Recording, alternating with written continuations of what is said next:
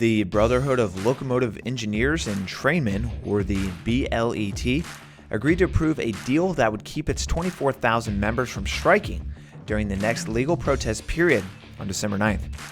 The SMART Transportation Division, however, just barely failed to reach an agreement, with 50.87% of their members voting no on the deal. SMART TD is the largest railroad union with around 36,000 members, and although unlikely, a strike could have an economic impact of around $2 billion a day if an agreement is not reached by all union members after the December 5th cool-down period ends. The U.S. relies heavily on our railways for one-third of our export moves and holds a predominant grasp on the movement of raw materials for the creation of finished goods domestically. The good news is this is typically a slower season for manufacturing, especially in our current economic situation. One example being the most recent release of the ISM PMI, coming in almost 11 points below 2021 levels and only 0.3% above contraction territory.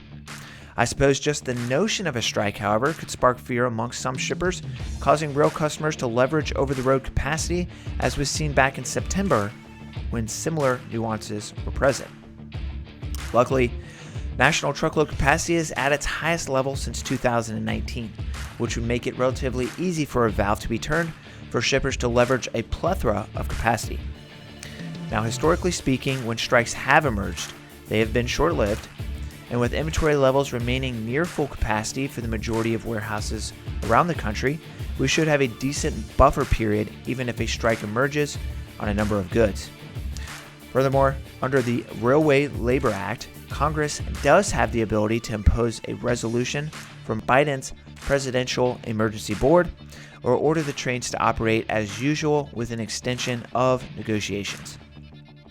Van rejections remain relatively unchanged even as we approach the Thanksgiving holiday, currently hovering around 4%.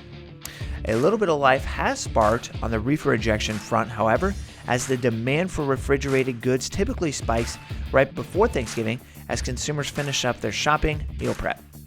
Since the end of October, flatbed rejections have soared from below 12.5% to above 17.5% and now currently hovering around 16%.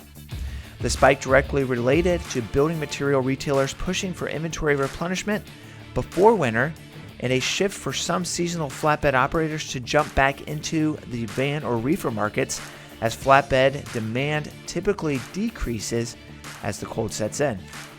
This has been your Bridge Logistics market update for the week of November 21st, 2022.